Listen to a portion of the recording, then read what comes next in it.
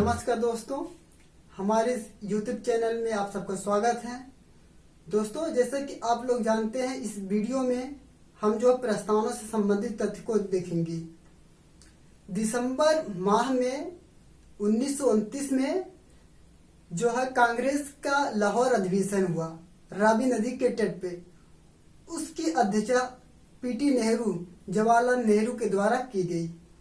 इस अधिवेशन में कांग्रेस के अध्यक्ष द्वारा एक प्रस्ताव पारित किया गया। उस प्रस्ताव का समरूप ही हमारे संविधान में दिखता है, सेम टू सेम, वैसे लगभग एकदम मिलता है।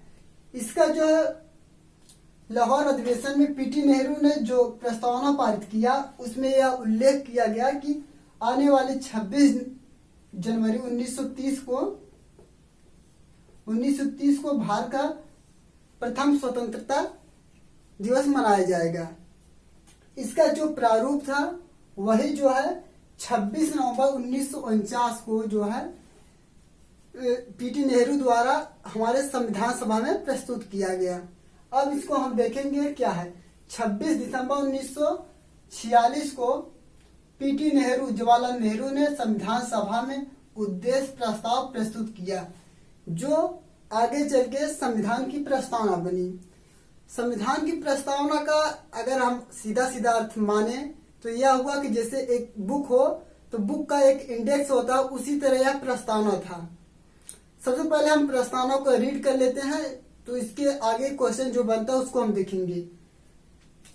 हम भारत के लोग भारत को एक संपूर्ण प्रभु संपन्न, समाजवादी, पंथ निरपेक्ष, लोकतंत्रात्मक गणराज्य बनाने के लिए तथा उसके समस्त नागरिकों को सामाजिक, आर्थिक, राजनीतिक न्याय, विचार, अभिव्यक्ति, विश्वास, धर्म और उपासना की स्वतंत्रता, प्रतिष्ठा तथा अवसर की समता प्राप्त करने के लिए तथा उन सब में व्यक्ति की गरिमा और राष्ट्र की एकता, अखंडता सुनिश्चित करने वाली बंधुता बढ़ाने के लिए दृढ़ संकल्प होकर अपनी इस संविधान सभा में आज तारीख 26 नवंबर 1949 को एतद द्वारा इस संविधान को अंगीकृत, अधिनियमित और आत्मार्पित करते हैं। यह जो प्रस्तावना, इसमें कई ऐसे टर्म हैं जिसका अर्थ हमें जान लेना जरूरी है। सबसे पहले हम देखते हैं हम भारत के लोग। हम भारत के लोग का शाब्दिक अर्थ है कि जो भी शक्तियां हैं भारत की, वो भारत के जनता में निवास करती हैं। आगे देखते हैं संपूर्ण प्रभु संपन्न शब्द है। इसका अर्थ ये है कि जो है भारत कोई भी निर्णय लेगा, चाहे आंतरिक या बाह्य निर्णय, वह जो है यह निर्णय लेने के लिए स्वतंत्र होगा। इसमें किसी बाहरी देश का हस्तक्षेप स्वीकार नहीं किया जाएगा, अर्थात यह स्वतंत्र है। आगे देख लेते हैं समाजवादी। समाजवादी का अर्थ यह हुआ कि जो भारत सरकार है, भारत में जितने भी संसाधन हैं, उन सभी संसाधन पे भारत की जनता अर्थात भारत सरकार का अधिकार होगा। इस पे किसी प्राइवेट का अधिकार नहीं होगा। आगे है पंथ निरपेक्ष। पंथ निरपेक्ष का अर्थ यह हुआ कि जो भारत देश में है निवास करने लोग हैं, हमारी सरकार को, भारत सरकार को कोई भी धर्म, कोई भी जात से कोई मतलब नहीं। इसमें निवास करने वाले सभी लोगों के अपने धर्म को मानने का पूरे अधिकार है, अर्थात अपने इस भारत देश में कोई भी जो है धर्म नहीं है अकेला, जिसको हम मान्यता दें। लोकतंत्रात्मक, लोकतंत्र का जो अर्थ हुआ कि जनता का शासन इसमें है, जनता का पूर्ण रूप से शासन है। अब आगे है गणराज्य। गणराज्य का अर्थ यह होगा कि जो राष्ट्र का अध्यक्ष होगा वह निर्वाचन के द्वारा आएगा, जिससे राष्ट्रपति हैं वो निर्वाचन के द्वारा ही आते हैं। आगे देख लेते, इसमें जो है 3 प्रकार के न्याय की बात किया गया है। वो है सामाजिक, आर्थिक और राजनीतिक न्याय की बात किया गया है। और जो है स्वतंत्रता की बात किया गया है। विचार की स्वतंत्रता, अभिव्यक्ति की स्वतंत्रता, विश्वास, धर्म और उपासना की स्वतंत्रता है। ये 5 प्रकार की स्वतंत्रता ये बताता है कि हमारे संविधान में किस किस प्रकार से स्वतंत्रता दी गई है। आगे एकता और अखंडता शब्द है। बंधुता है कि सभी यहाँ के निवास करने वाले सभी लोगों में आपस में बंधुता भाईचारे का भाव हो। 26 नवंबर 1949 को यह अंगीकृत और आत्मार्पित किया गया।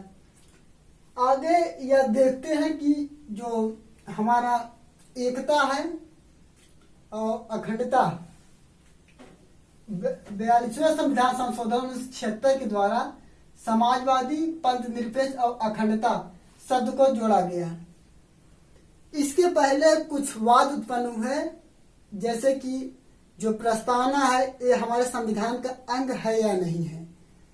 इसके लिए बेरुवारी यूनियनवाद 1960 में सुप्रीम कोर्ट ने यह निर्णय दिया कि जो उद्देश्य हमारा प्रस्तावना है यह संविधान का भाग नहीं है। जब संविधान का यह भाग नहीं है तो इसमें जो है समाजवादी पंथ निरपेक्ष और अखंडता शब्द को नहीं जोड़ा जा सकता है। इसके बाद आता है केशवानंद भारती बनाम केरल राज्य 1973 का मामला। इसमें सर्वोच्च 13 जज जो है बैठे थे और ये निर्णय दिया कि सुप्रीम कोर्ट ने उद्देश्य का संविधान का अंग है, उद्देश्य का न्याय योग्य नहीं है, अर्थात इसके आधार पर हम कोर्ट में जाकर नहीं कह सकते कि हमारी स्वतंत्रता का हानि हो रहा है, हमारी प्रतिष्ठा का हानि हो रहा है। आगे उद्देश्य में संशोधन किंतु मूल ढांचा अपरिवर्तित। इसका शाब्दिक अर्थ यह हुआ कि उद्देश्य में तो हम संशोधन कर सकते हैं लेकिन इसके मूल ढांचे में हम परिवर्तन नहीं कर सकते। जैसे कि हो गया स्वतंत्रता हो गया और अखंडता हो गया, एकता हो गया, इन सब में हम परिवर्तन नहीं कर सकते। जब केशवानंद भारती 1973 में निर्णय आ गया कि हम जो अपने उद्देशिका में संशोधन कर सकते हैं तो इसके उपरांत 42वां संविधान संशोधन 1976 पारित किया गया, जिसमें यह कहा गया कि समाजवादी पंथ निरपेक्ष और अखंडता 3 नए शब्दों को जोड़ा गया।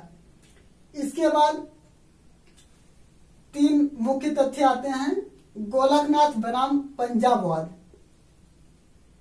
गोलकनाथ बनाम पंजाबवाद 1967 में सुप्रीम कोर्ट ने क्या कहा कि उद्देश्य संविधान की आत्मा है।